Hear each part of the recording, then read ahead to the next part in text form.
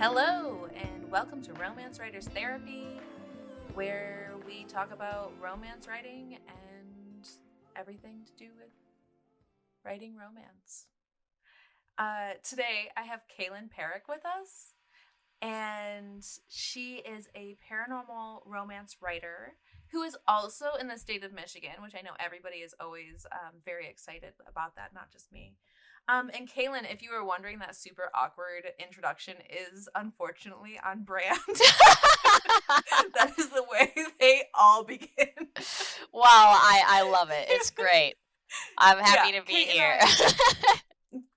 Kate and I have not quite figured out how to not start this like the most awkward person walking into a room. I love that. It's authentic. Yes. Oh, if nothing else, we are authentic.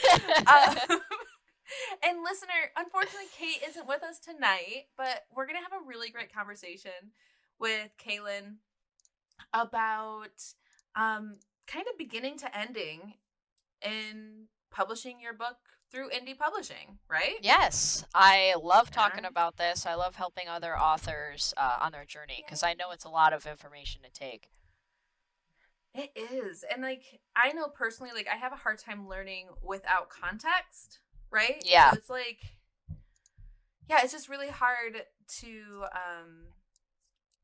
put the nuts and bolts together without any understanding of like, what am I building here? Right? Yeah. Like, and there's so many resources out there that conflict on the information, and so it's really great to have one source of information if you have like a writing buddy or something like that. So I'm here to be everybody's author buddy here to tell them a little bit about it.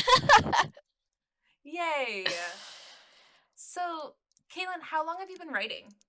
I have been writing since I was in 9th grade. I wrote my first book back when I was 14, and it was for National November Writing Month. So that was what got me into writing. I had always been a reader since I was really young. So I was like, I want to write my own story, and that's where it all started.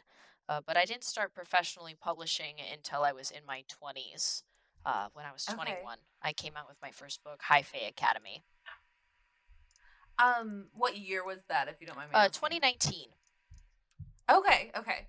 So you're like somewhere around like 24, 25? Yes, I am 24 years old, okay. And I have released about 23 books now. 23, 24. Dude, that's brilliant. Yeah. Way to go.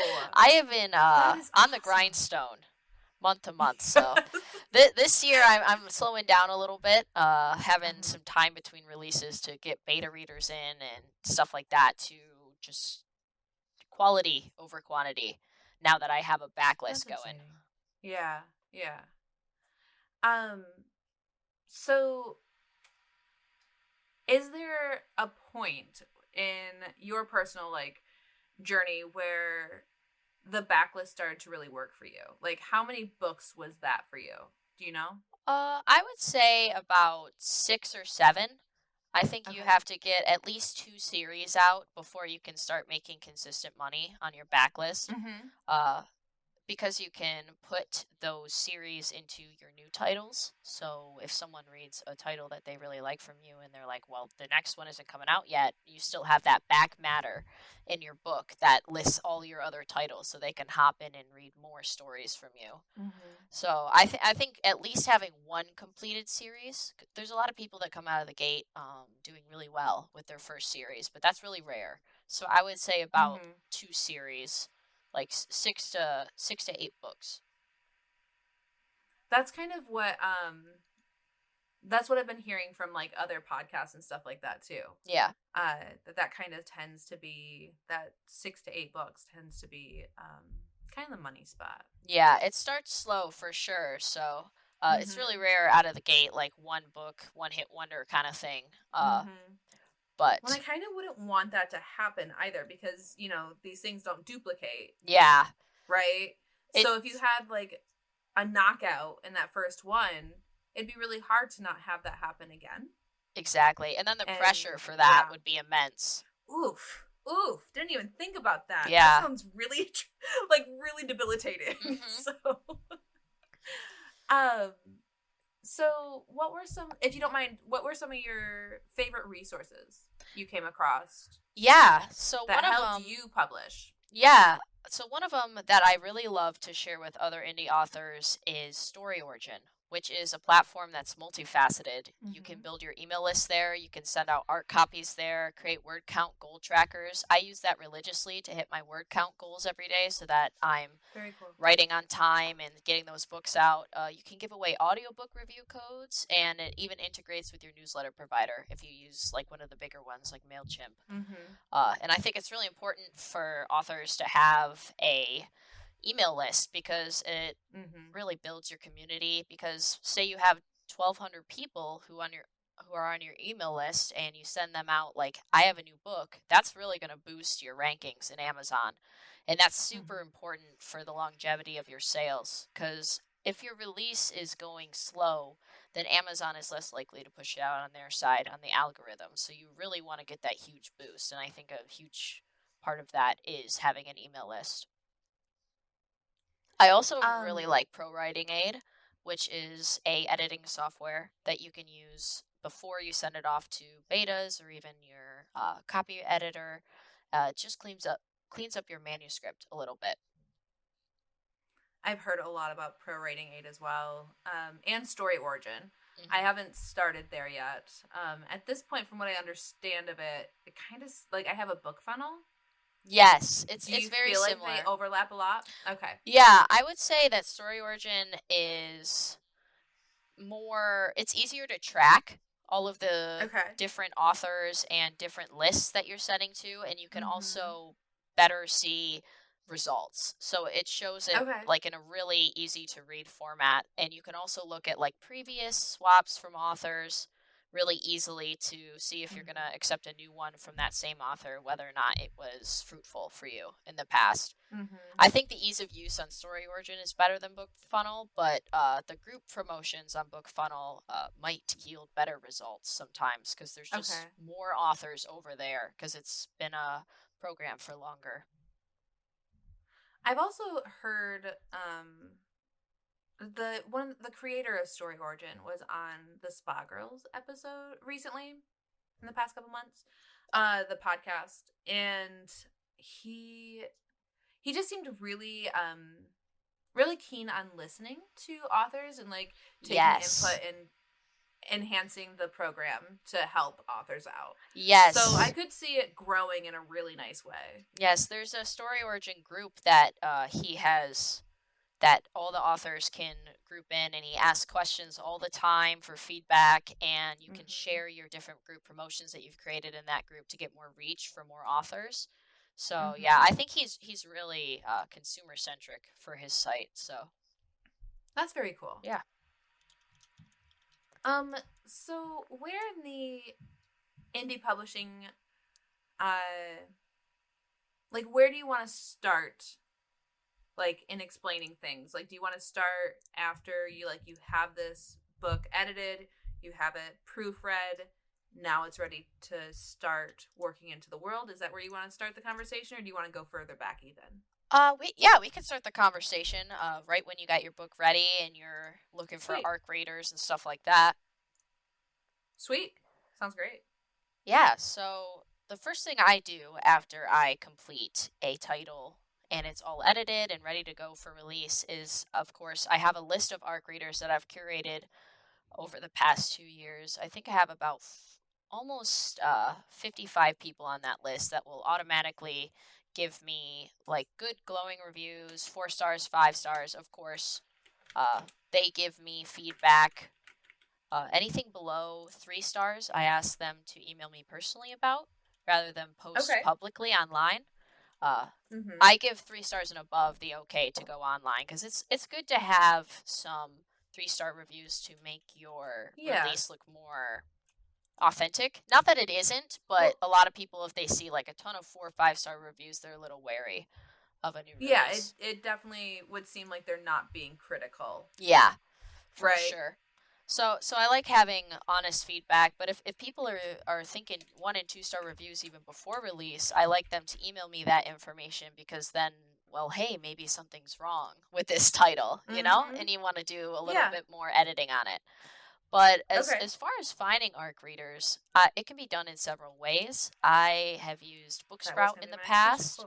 BookFunnel does some good ARC reader programs. Story Origin, of course, you can put it up for wide release on Story Origin, which means that people can actually apply to be an ARC reader for your title. And you can look at their past reviews and make sure that they're actually following through when they're getting these ARC copies. And of course, I use a lot of Facebook groups. And and probably also to make sure that they actually read within your genre. Yes, of course. Right? Because obviously if they don't, and they're like, oh, I never read contemporary romance, I don't really like it, like, they're probably not going to give you a great review then, and they're probably not actually your reader you're looking for. Yeah, you definitely want to curate a team of your ideal reader for sure. And I think the best way to do that, honestly, is through Facebook groups in your genre, especially for like my genre, paranormal romance, and reverse harem, which I write a lot of. There are huge groups on Facebook for that, and the first thing you want to do for things like that is become a part of the community, like tease them with excerpts of your book, giveaways of freebies if you have any freebies, which is a great way to grow your email list, to have a freebie and give it away. And then when you go back to ask if anyone would like a complimentary ARC of your title, then they're more likely to be more respondent of your post because they've seen you before. So I think it's a big part of like being immersive in the community, and reading a lot in your genre is really important so that you know reader expectations and you can better speak to other people that are reading in the genre. So I think that's really important, being a part of communities, whether it's on Facebook, TikTok, Instagram, whatever platform you're on. I think you have to be really authentic and put yourself out there. I agree. Yeah. And Kate and I have talked about this before too, where, just knowing the actual market you're stepping into by being a consumer of it. Yes. On some level, like, my family is being so loud. I can't hear them very much, so that's, just so you know, my mic can. But yeah, it's so important to actually know the reader expectations and how to meet them and like stuff like that. Like, and not just about your genre, but also like the trope you're working with and like stuff like that. Like, yes. Yeah. Because if you say you write a book to your heart, and that's perfectly well and fine, but if you're not reading in your genre or even in the trope, and you break some of the rules of your genre or your trope, which there are rules, and readers will they will destroy you for it, especially in romance. They're very particular about what they like, so I think it's really important to be well read in whatever genre or trope, like you said. Well, and they're particular about what they like, but they've done the research to know they like this. Yes. So like if I have an enemies to lovers, but they never actually hate each other, like, I should call it that. Right? Exactly. Like, it's misleading for sure. Yeah, it's misleading, and you're not going to find the people that are going to receive it well. Yeah. By telling them that. Exactly. So, yeah. Well, I definitely will have to do some looking. I'm terrible at the Facebook. Like, I just never really want to participate. Yeah, I'm not a huge Facebook user outside of the things that I do for my author business. Yeah. So I'll have to find some Facebook groups. Listener, if you are also in like contemporary romance writing and stuff like that, and you have found a Facebook group that you like, you can email me. Or I will also, if you haven't found one, email me. And if I have found one, I'll send it to you. So I'll tell you my email at the end. But okay, go ahead. Sorry, Kaylin. Yeah. Also for like organic reach on Facebook for contemporary romance, there's a huge group with over 40,000 women in it called Gals Who Read. That's a great Facebook group to be a part of because everybody's super nice there. They really love independent authors, and if you're going there looking to curate relationships, they're definitely the place to be. You're so great. Thank you so much. Yeah, for sure. So what would be the next step you'd have? Yeah, so first I send arcs, and then after that I get feedback from them and make sure that the book has no major problems after they've looked through it. And after it's all set up and uploaded to Amazon ready for release, I send an email on release day to my email list, as well as heading on over to BookBub to make sure that they send out a new release alert, and it's scheduled to go to all of my BookBub followers, because usually they do it for you. Do you do pre-orders? Yes, I do pre-orders. Okay, I'm sorry. On a lot of my titles. That, I might have missed it. But yeah. What was that? I do pre-orders on a lot of my titles. I think it depends on what kind of genre you're doing, because I've heard for contemporary romance and stuff, it's great to do pre-orders. Paranormal romance, it's a little harder to get those people willing to get the pre-orders, especially because of Kindle Unlimited. A lot of people read on Kindle Unlimited in all genres of romance, so they'd rather just wait for the release. Are you on KU? Yes. Or are you all of my titles on my Kaylin Peyerk pen name are in KU. Okay. But yeah, so I make sure to send an email to my email list. I post on all of my social media, and I make sure that BookBub is sending out a release for me. And then I start to do reminders to my ARC reviewers to put up their reviews after release day. I usually send ARCs out 2 weeks in advance so that they can have the book done by release day, so those reviews are going up right away. Okay. And then I do some organic promotion, which is posting like on all social channels, running Facebook group takeovers. I think those are really important for authors, especially if you don't have a lot of money to put into advertising. And you can find those. There's lots of like fantasy author takeover groups and stuff that you can find on Facebook, where a lot of other authors are willing to do swaps of groups and sharing your different titles between each other. That's also a great place to find. That's awesome. Other ways to promote is on Facebook with other authors, specifically in your genre.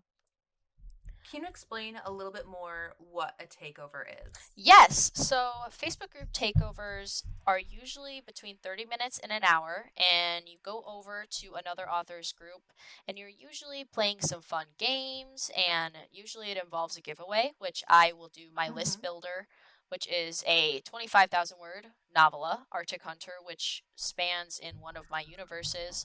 So it gets people like kind of immersed in one of my fantasy universes. And then at the end of that novella, I have back matter that shows all of my series that I've written. So after they read this free book, they'll go on, hopefully, if the writing's good enough, to read the next ones. So yeah, so these group takeovers, they're really fun. I think it depends on group and the type of feedback you get from people. Some people's groups are not as active as others, but I think if you pick and choose the right groups, you're going to get a lot of good organic reach from readers that are really ferocious in your genre. Do you like join their group to kind of see how interactive the group is before agreeing to do it, or are you just kind of like, you know what, I'm going to hope for the best and move forward?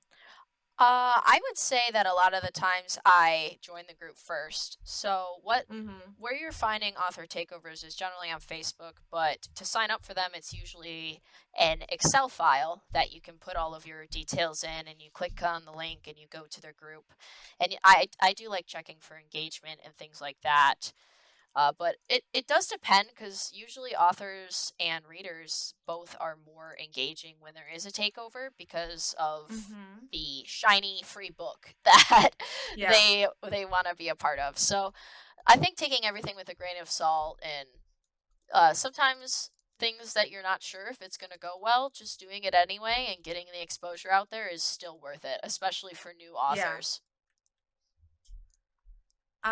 So like right now I have a novella that I give away with my like sign up for my newsletter, here's my novella sort of thing, right? And I don't have anything else out, right? Yeah. So like with the giveaway, do you think that would work since it's already just a giveaway? Like sort of thing? Yeah, it doesn't. Yeah. I still think it would work. Because even if it's a list builder, Because that one's also my list builder. So I give it away for free in Facebook groups, but it's also the way I do like BookFunnel promos to increase my mailing list and things like that.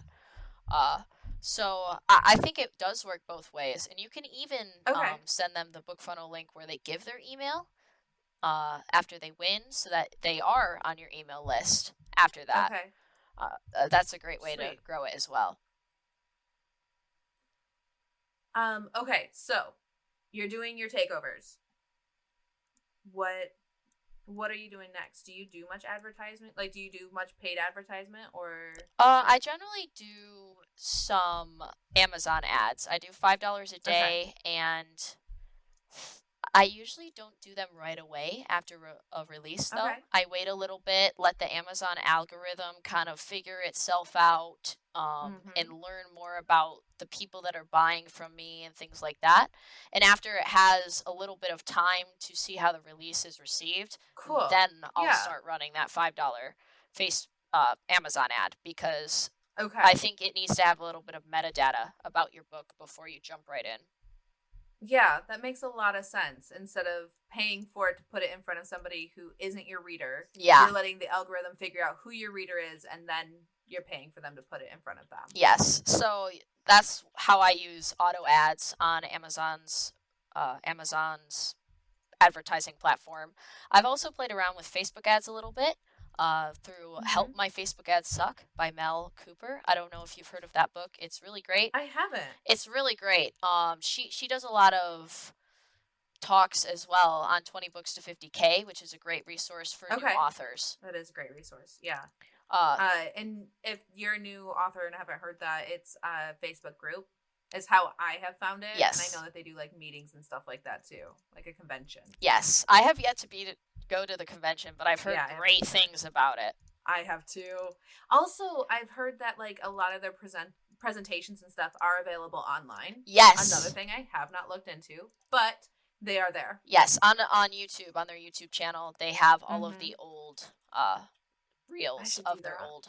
They're really great. Especially, they do a lot of panels from indie authors of the genre that'll answer questions about like anything having to do with publishing in the genre. And they even have authors from like baby authors that aren't making a lot of money to like the big authors. So they have like perspectives from everybody, which is nice, because sometimes it's hard to connect the advice when someone's making six figures and you're here as this newer author. Well, and then like also like you know, it's like this conversation, like I have no context and you have context, and so like if we were to talk about our plans for this next year, they're going to look very differently, you know, and so like just having a voice from different levels, I think can really help everybody achieve to their next level, you know? Yeah. I think it's really important to hear from all sides of author success. Even, like, I love people that are brave enough to post about their failures, because then you can learn from that as well. I've also done that before. Everybody fails in their career, so I think there's something to be learned in all of those situations for sure.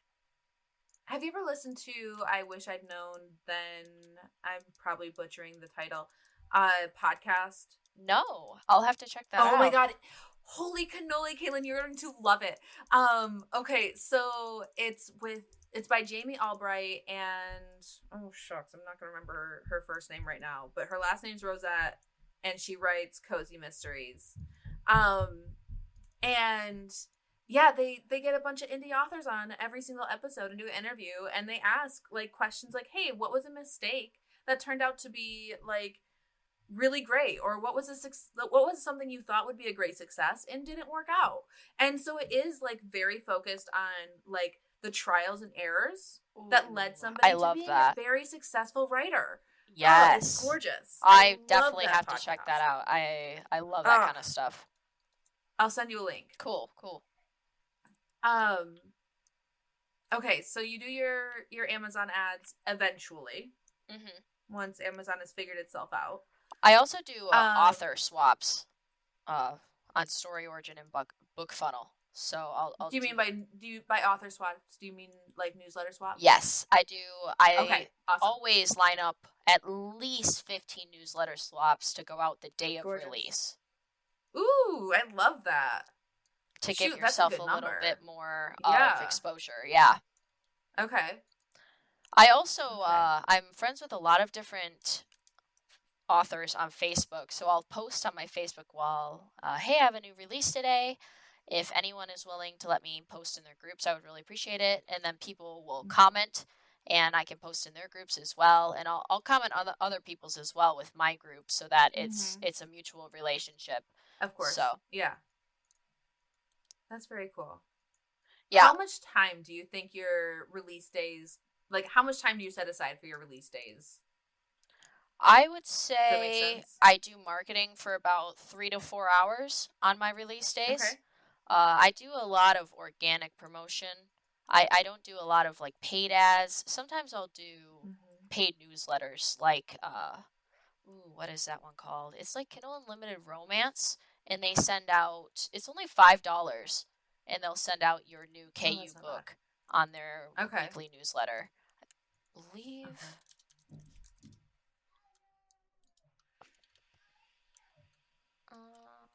I would probably have to send it to you separately. But there's a lot of really good newsletters out there as well. And I think a great way also to increase the exposure on your release is, say it's a later book in a series. If you're in KU, you can make that book free for a couple days, the first in series.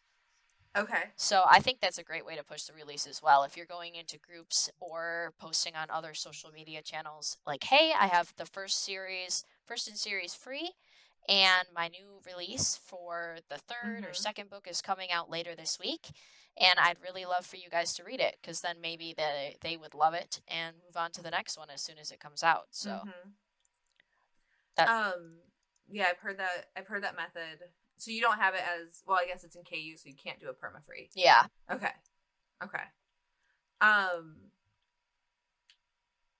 sorry. I totally thought of a question while you were talking, and then my family started making noise. Are they okay? So, let me just go back in the recesses of my mind for a second.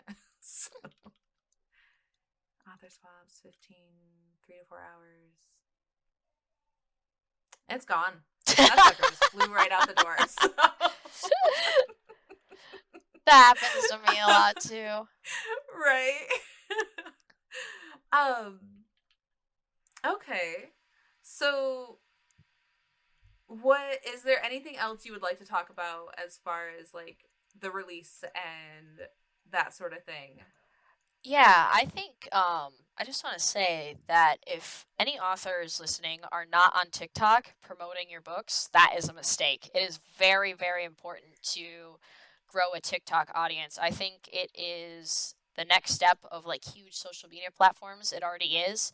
BookTok has a huge influence on a lot of people's releases. Like Kaylin Peyerk, she does a lot of paranormal reverse horror romance. The Zodiac Academy series is her series.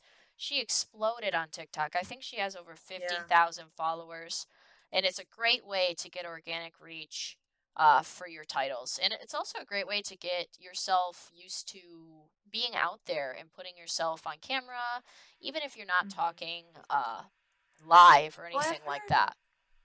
I've heard a lot of people being uncomfortable with themselves on camera. Yeah. And there are ways around that.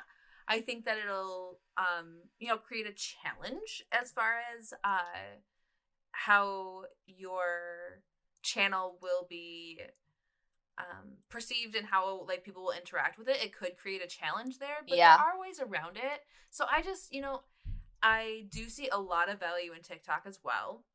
We have Kate and my friend Lillian Lark has had a lot of success on TikTok. And so like I've seen it happen firsthand. Yeah. But at the same rate, like I think that there's a lot to say to respecting your own boundaries and everything like that. So if being on camera isn't something you're comfortable with, there are ways around it. There are different apps that you can create these really cool graphics and like stuff like that. and really focusing on your books instead of Yeah, you. I've seen a lot of people do like, if you love books like this, you'll love books like this, and they'll just like hold up a Yes. book in front of the camera and then they'll show their book like, hey, this has a Mm-hmm. lot of the same tropes and things like that. So I have seen a lot of people be creative with it because I have Yes. talked to authors where they're not comfortable on camera, and that's Yeah. perfectly valid as well. So Yeah. I do. But even if you're, because I have been working for like 2 years on Instagram, right? yeah, And, I've been on TikTok for a year, kind of figuring out what to do, this and that, and like not very consistent. Like I'll be consistent for like 5 days and then I run off the face of the earth for a couple of months. And, I have 1,000 followers already.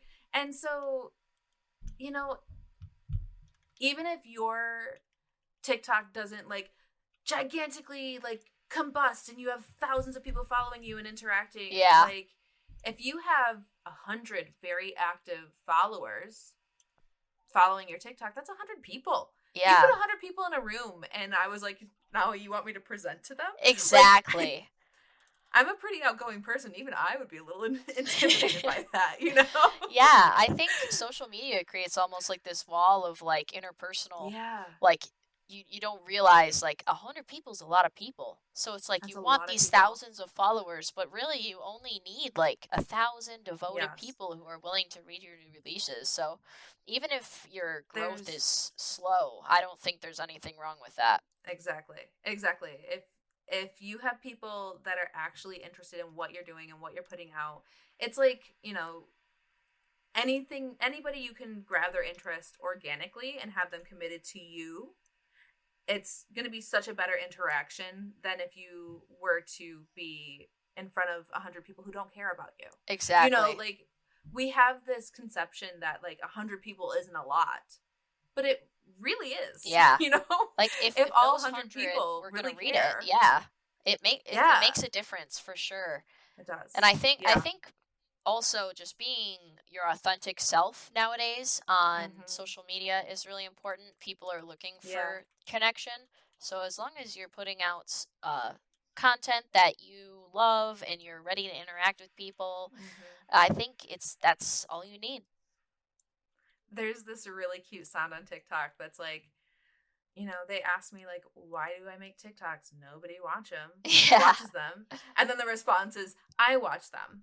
I Yeah. watch my TikToks. And like, that is the truth. Like, I will scroll through my own TikToks. I I'm do like, too. I'm like, so why funny. didn't this go viral? It's so good. I know. It's so funny. I am a delight. Yes. I always tell my husband, I'm like, this is the one. This is the one that's gonna get me going viral. He's like, okay, Shoot. sure. I have one that does really well, right? It's got over 50,000 views, tons of likes. Like, it's done really well. Yeah. And it is funny. But of all of them, like, really? Okay. That's the one. Yeah. That's That okay. Like, yeah, I have one viral video on my TikTok and it's for a release. It's like for the one that I'm writing right now and I don't have it released. I'm like, couldn't have I one of know, my titles right? that's already for sale gone viral? Yeah, I know. But that's how the cookie crumbles. I know, right? I mean, people are interacting with it. That's cool. So, shoot, my poor brain. She is just limping across the finish line tonight. I had a thought. Shucks. TikTok. Viral. Oh, your backlist. Mm-hmm. When you're doing your releases, do you have, aside from like the first in series like promo, like free, do you do anything else with your backlist to try to like bring more attention to you as a writer in general? Yeah, so I do a lot of my organic marketing on TikTok and I will show my books in that way. Like I do a lot of writing in the same genre, so it's easy to connect my books in similar videos. Like I'll do a popular TikTok sound and say, so you like Paranormal Academy romance, and then I'll show my book covers and the tropes so that people will know exactly what they're getting before they click on the link. And I'll also do a lot of newsletter swaps for my releases that are already out. I think that's super important. And I'll also promote them when I do Facebook takeovers. So that's kind of how I run my backlist right now. And I also have some ads going on Amazon. For your backlist? Yep. About $5 a day. I don't think you need anything more than that. Also, if you're new to Amazon advertising for your books, do not use the suggested bid. You do not need to bid that much. I think Brian Cohen does a really great Facebook Ads for Author challenge that's free. That's a great way to learn how to use Facebook and Amazon ads. He does that's very cool. A great job. So Brian Cohen and also Mal Cooper does a great job as well. I'm so sorry. I am so sorry.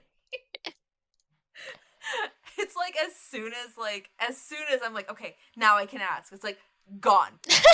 Like flying right out the window. Okay. Oh my gosh! Seriously, like she did not come to work with me today. Okay, I remembered. How many books a year do you publish? Over the past you've been 2 years, I usually publish a book. You've been a hustling. Month. That's hustle. Yes. Yeah. I'm going. And you're starting to slow it down. Yes. This year I've published a novella on my pen name, K Chambers. But other than that, I have not published a new book on my primary pen name, which is Kaylin Peyerk. That my first book on that one will actually not be coming out until June. So I've been focusing on this, what I like to call my passion project, which is what I'm writing right now. That's exciting. Yeah. It's exciting you're to the point where you're doing passion projects. Yes. Like, that's exciting.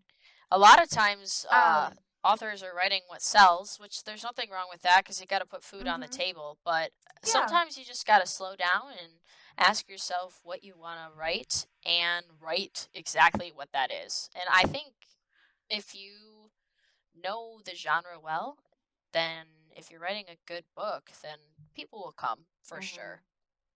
Yeah. Yeah, I think as long as you know who you're looking to give it to. You know what I mean? Yes. Like who you're looking to sell it to. I think knowing your audience is the first step. Exactly. Yeah, because like there's an audience for anything. But like where does it sit on the shelf? Right? Exactly. I think that's the most important part about marketing, for sure, is knowing exactly what your readers are looking for. Yeah. What do you think would be the best schedule for you? Like is it 10 books a year?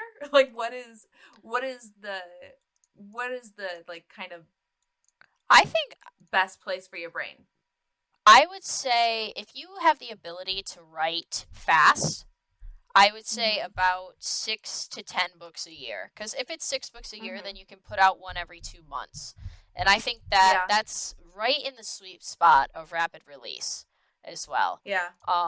Which people are always looking for new stuff. They'll leave you behind if you're going too slow. That's just the reality of the publishing industry right now with Amazon, because there's thousands of books flooding the store per day. So while you don't want to push yourself too hard to be writing fast and everybody goes at their own pace, I think if you have that ability to write a little faster, then like six books a year minimum for rapid release. But that's incredibly grueling to force yourself to be writing these books without pause. And like the reality is like that's just not conducive for my life. You know what I mean? So like what I think will end up happening is 2 books and like a novella or 2 and probably like a short story anthology somewhere. Yeah. Every single year, you know? And like, you know what? Like you said, like, yes, food has to go on the table, but your mental state has to matter too. Yes. Right? So, like, the balance between having this writing career, treating it like a career, and also knowing that, like, too much of something can burn you out on something you love. Yes. You know? And it's knowing where you can personally thrive. Yes. That was a lesson I kind of had to learn because I was doing these rapid releases, and the first year of my publishing journey, I was still working full time, and I didn't go full-time author until late 2020 or 2021, late 2021. But okay. It was grueling, and you're putting out these books every month, and you not only have to write, you have to get the edits in, you have to get the ARC readers in, and it's almost like you're never slowing down. And then at the well, then, like, you have to keep your presence on the social media. You have to keep your presence in the advertising, like, it, because that's another thing Kate and I have talked about is, like, you have to get the writing done. That has to be, like, the number one priority. But if you don't do all these other things, the writing's not going to be seen anywhere. Exactly. You know? It's like the writing almost feels like the easiest part for me. I can sit down and I can crack out these books and I'm loving it. And then I think about how I have to go and do this marketing. And I'm like, Yeah. But I have to say, like, it's a learning curve for sure. It is a learning curve, and I also think that, like, if you're looking at marketing as like where can it be fun? Yeah. Right? So, like, I didn't think I would like doing my newsletter. I love it. And gathered, I only do it once a month right now. But, like, I love doing it. It's so fun. I get to, like, reassess every month, like, how, like, what I have accomplished that month, and tell, like, a goofy story about me, and, like, you know, just, like, it's kind of just a really fun, like, little reflection, and, like, okay, what's an embarrassing thing I can tell them? Oh, right, I threw a bowling ball backwards at my high school reunion. Like, and then that creates that human connection with your readers, too, and they love that. Well, and, like, yeah, it's really fun. It's really, I didn't expect to enjoy it like I do. Yeah. And so, yeah, I think at TikTok also, like, I've tried a couple different things, and I feel like I've found something that, that works for me to engage. Yeah. On TikTok, and, you know, it's finding a way for it to be something you want to do, even if you don't want to do it. Exactly. Right? Like, making it so it's not a chore and it's something you can do. And I also heard recently, I listened to a lot of podcasts in my day. Spa Girls had, I wish I could remember their guest names because I feel so rude when I'm not telling their guest names. But they had a woman that does PR, and she, like, teaches authors how to do PR. And one of the things she said was, like, you know, be consistent, yes, but you get to decide what consistency is. Yeah. She's like, if you do 2 posts a week, that's consistent. You know, like, yeah, and then your readers will learn, like, oh, she's gonna post today, or exactly things like that. It's gonna have slower growth, but, like, if that's where you're at, that's where you're at. Do that. Yeah. You know, and, like, I just really love that approach. Yeah, I think a lot of authors get caught up in looking at what other people are doing. And I think that's really real. Like, I did that. I think it's totally human nature, too. You know? And everything. Yeah. Like, oh, I should be here, I should be doing more, which can be always the thing in the back of your mind. But I think setting a pace for yourself to make sure that you're not going to hit that burnout. Because when you hit burnout, it's so hard to come back from that. Well, yeah, and, like, you just, there's always something else that wants your attention. There's always something else that someone else is doing, and it's just making such a difference for them, right? Yeah. I think. But if I'm doing, you know, 5 to 7 posts a day somewhere, I'm not going to have any time to do the actual writing. Yeah. Right? And, like, it's just, yes, these things are important to get yourself in front of people, but you have to still have time for, you know, getting the next book out, because they're not going to pay me to do TikTok. Yeah. You know, like, I'm not, and I don't, even if they did, it's not what I want to do. Yeah. Right? Like, I'm there for the writing. The same income. Yeah. Exactly. And that, you know what, that's a really good point, is like, I'm not a content creator. I'm a writer using this platform. Yeah. I'm using this platform to share my work, which is my true passion. Yes. Exactly. Yeah, I think sometimes that gets lost in the marketing. Like, you're writing and stuff on the side, but it's like you're so worried about getting new readers and all this stuff, and sometimes you just have to slow down and remind yourself why you're doing this. It's not to get the TikTok views. It's not to get the likes on Instagram. You're doing this because of what you love, and I think that's really important to remind yourself every once in a while. Yeah, I try to remind myself when, like, there's like a TikTok video that's not doing well, right? And I'm like, I am not owed a view. Yeah. I am not owed a like. Like, I put it out there, and that's all I did. Like, that was my choice. I am not owed anything here. Yeah. Like, it doesn't have to perform. It's fine. Like, everything's cool. Exactly. Right? Like, yeah. Like, really checking your expectations. Exactly. Well, and also, like, where am I getting my dopamine from? Because TikTok knows what they're doing. They know the views and the likes and the comments and the interaction. It sparks off dopamine in our brain. Yeah. Right? And it gets us back to the site. Like, it gets us back to the app. And, you know, that's not where I want to get my joy. Yeah. That's not where I want to be getting my excitement from. Like, I put that out there, and now whatever it does, it does. Yeah. It just doesn't have to do anything else. You know? For sure. That's also swinging it back to, like, author platforms and stuff. Like, I used to check my KDP dashboard about, like, oh, how are my page reads doing today? Like, I used to check it, I think, more than, like, 5 times an hour. And now I get on, I think, twice a day or something. But I really had to tell myself, like, okay, we're doing this for the money because everybody needs money to live, but we're actually doing this for the creativity, and you love interacting with readers and all that stuff. So I think doing a little bit of... That's a really good reminder. Yeah. I think it's important. I am, like, a metrics kid, right? Like, I really love seeing, like, numbers and metrics and how things are working and what's doing well and what's not doing well. And, like, that's a really good reminder before, like, I even put the book out of, like, hey, it's fine. You put it out. That's all you wanted to do. Yeah. Like, everything else is just icing. You know, like... Yeah, and just because not a lot of people have seen your book yet doesn't mean that it's good. It isn't good, I mean. It doesn't mean that it's not good. Totally said that wrong. Let me say it one more time. Reverse that. Cut that off the record. Oh. No, we're keeping it. But yeah, so... No, I understand what you're saying. Yeah, that's exactly right. Yeah, I think it's important to remind yourself that even though you're not getting this huge reach, because it's like shouting into the void now with self-publishing. There's so much there. Like 5 years ago, more than that now. Wow, I feel like old now. Like 2012.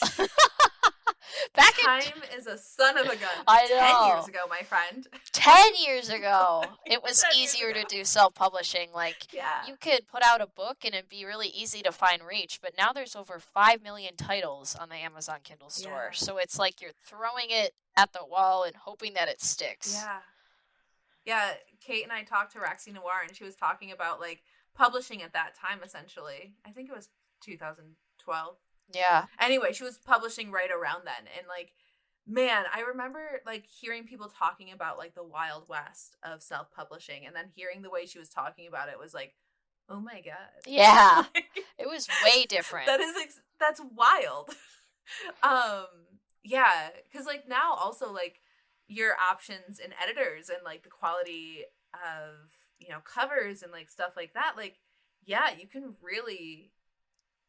The reader's expectation in indie publishing is so much higher as well. Yes. Right? Like, they really want a traditional publishing quality book. Right? Yeah. And I And think that can be hard, especially for some again, newer indie authors yeah, who want to because get that their was book well, and out that there, was but they don't have $3,000 to put into their new exactly, release, because that's how much it can exactly, cost sometimes if you're really looking for that professional covers and editing, especially editing. yeah. Editing can be extremely expensive. Well, and like it's yeah, it's just like a threshold, like if you don't have the funds to do that, it's a threshold to get through. And I was watching, I wish I could remember the girl on TikTok, but I was watching her video on TikTok, and she's like, my first book, I didn't have any money for an editor or a cover designer or anything else. Yeah. And so I did my best. I had beta readers, and I just really did my best to edit it myself. Mm-hmm. And yeah, a lot of like my ratings, my star ratings were not as high as my stuff now that gets professionally edited and stuff like that. And she's like, but you know what? The funds from people reading that book, and there were people that like have gone with me on this journey, and like every book has gotten better. Yeah.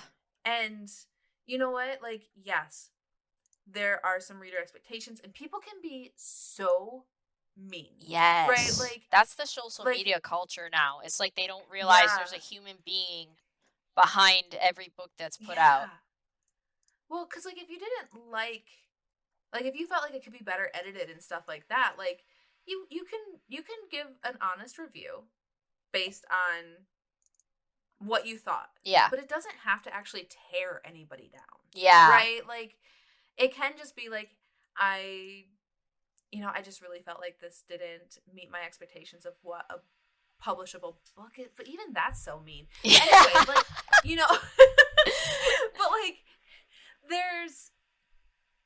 there are ways to just express yourself and be honest without like being vicious. Yeah.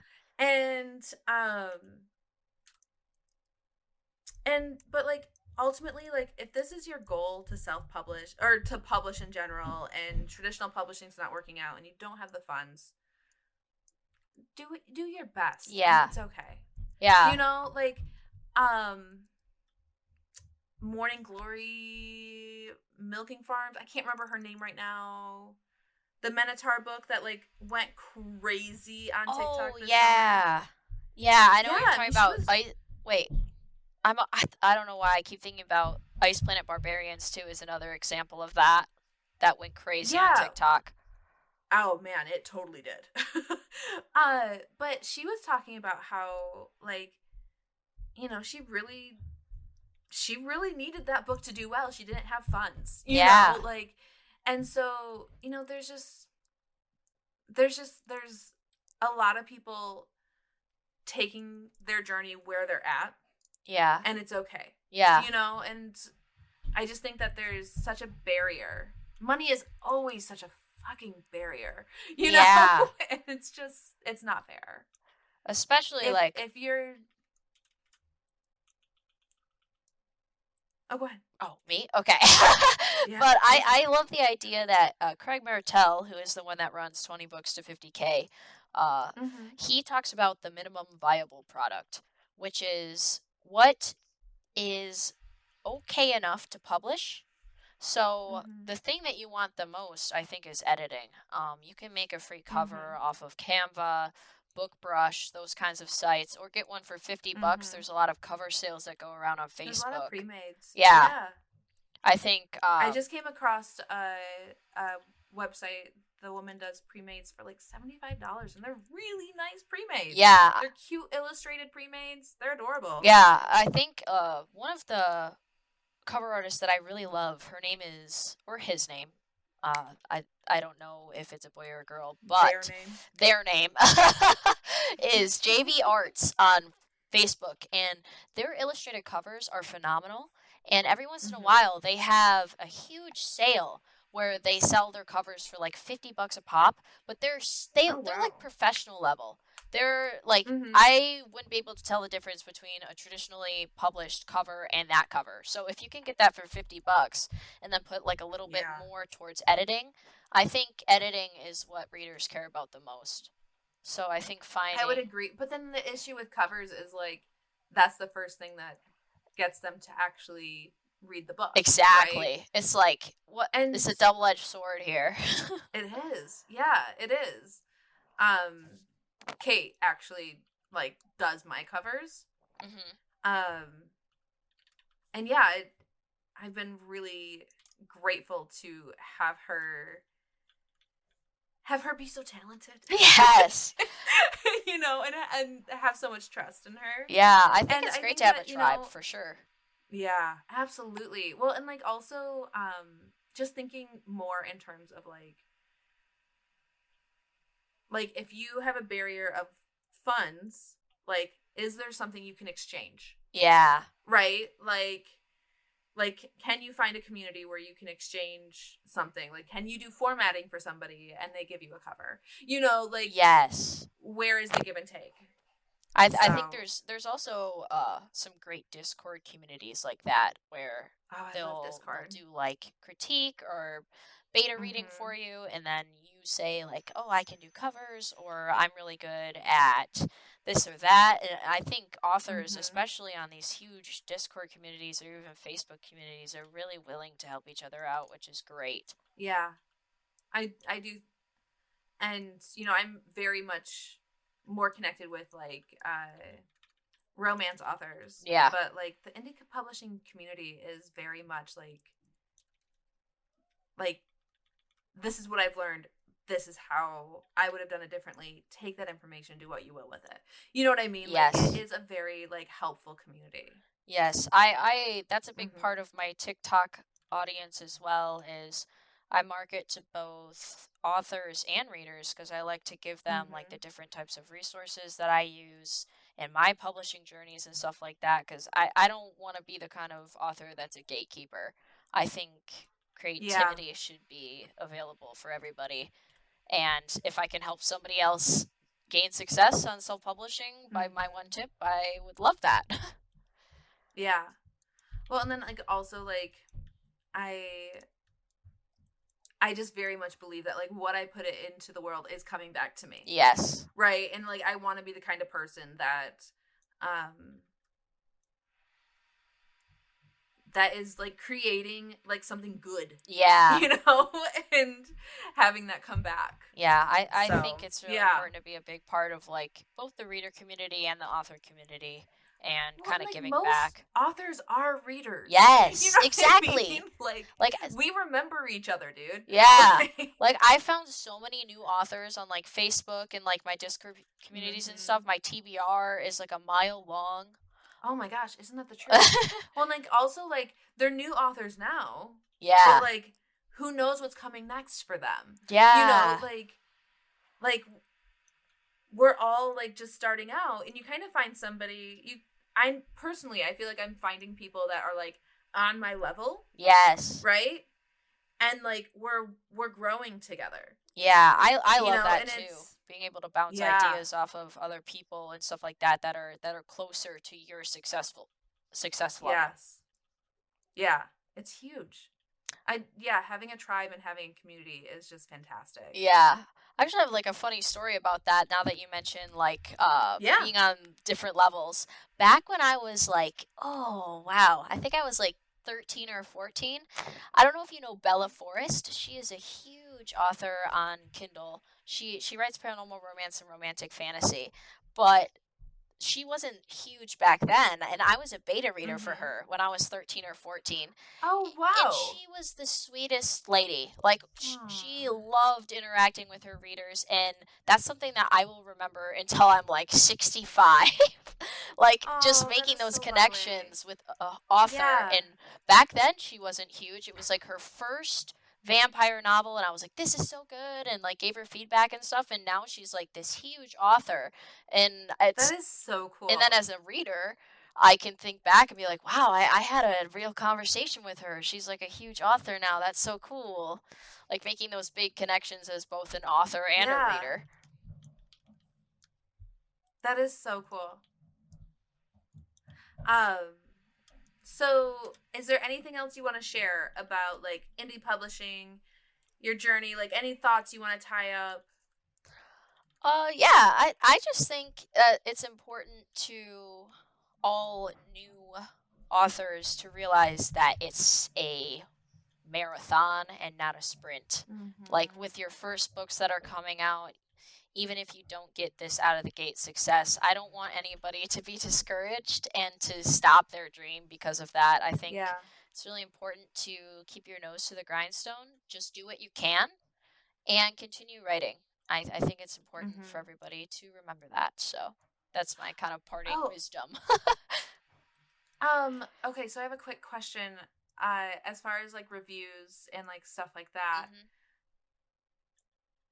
do you read your reviews, or is there a way that you're able to insulate yourself from like reviews that maybe aren't great for your brain to see? Yes. I do not go on Goodreads anymore for reviews. I'll go once in a while, like especially on a new release. Maybe I'll look at the ones that are coming in right away. But I think authors can have a really hard time on Goodreads because people are very, very vicious over there. I think looking at reviews and taking what you can is important. I really actually like reading 1 and 2 star reviews on Amazon because a lot of the time there will be like little gems of like things that you can take away and make the next book better. Like constructive. Yes, it's way more constructive on Amazon. Yeah. Yeah. Okay. Cool. But yeah, I would say don't sweat the Goodreads reviews. You can go and look at them for sure and take what you can from them. But I think a better place for authors to be is on Amazon and even BookBub. Their review platform is pretty good too. But yeah, I like to take what I can and leave the rest. Okay. So Kate and I like to finish our episodes with like a little piece of like writing advice. Yeah. Would you like to do that? Sure. I don't want to like put you on the spot. Yeah. Go for it. What I do with writing is I use a loose outline. So I don't plot any of my books, but I use an outline of character profiles, world building, magical system creations, like tropes to include, and that really helps me to round out my story before I even write a single word of it. So that way I know a lot about my characters and my setting and all that kind of stuff so that when I do start hitting the grindstone of it, the words will flow a lot better. Sweet. And then, I don't know, a piece of advice from me. Let me think.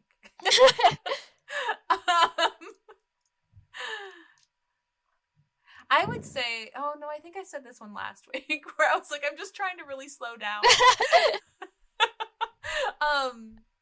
Like in my pacing in general, and just like let my scenes, like they don't have to be like sprinting out the door. Yeah. Like they can have like, they can slow down, they can take their time. But I think I did say that last week. Okay, so I have like a sign up right now because I'm switching from editing to writing, and I made a cute little like watercolor background, and then Sharpie I wrote, "You have permission to suck." And I love that. Like, yeah, right? Man, I need it right now. Yeah. Like, it's okay. And so I'm working on like doing this first draft, and it's not totally a first draft because like it's like I wrote 8,000 words of it and then was like, you know what? I just think this could be longer. I think there's more room here, and I could give it actual plot and like stuff like that. Yeah. Right? And so I'm extending that out to 25,000 words. And I'm just having the hardest time. And it's been really nice to have this pretty little sign that I can look at and be like, okay, yeah, no, it's okay. Yeah. Just put shitty words down. It's fine. Yeah. That's what they say to do, to like really just write whatever you can, whatever comes to mind, and then go through it later and clean it up. Yeah. Well, and like editing is one of my favorite things to do. I honestly really like editing. Oh my gosh, I don't think I've ever heard anyone say that. I know, I'm such a weirdo. I get to the point where I'm like, I'm dying here, but I get to that point with writing too, where, but I actually really like editing. It's a really essential part of my writing process. So yeah, that's what I think. Listener, you have permission to suck. Yes. And my friend Ashley was like, I feel like Dick is screaming at the end of that sentence so much. Yes. But, I mean, read it how you will. I don't judge. So, Kaylin, where can our lovely listeners find you? Yes, I am on Facebook on Kaylin Peyerk Author. I also have a Facebook group, Kaylin's Paranormal Pack, that you can check out. Cute. I'm also on Amazon under Kaylin Peyerk. All of my books are in Kindle Unlimited, so you can go check me out there. And I also have a link on that Amazon page where you can get the free first novel in my series for free. So you can go and check that out on Amazon.com, Kaylin Peyerk. And I'll make sure that you have all of your contacts and stuff like linked in our show notes. Okay, awesome. Thank you. Yeah, of course. And you can find me, Marty V, at Marty V Author on TikTok, Twitter, and Instagram. And I just recently changed the one on Twitter. So if you listen to our past episodes and you're like, I can't find this bitch, that's why. Yeah. So, you can also find me like my newsletter at www.martyv.com. And if you find any resources that you love for indie publishing, email me at martyv@martyv.com. So it's martyv@martyv.com. And also, if you're looking for resources, email me. Maybe I found some and I'll send them your way. Listener, you're awesome. We think you're like the cutest. Thanks for listening.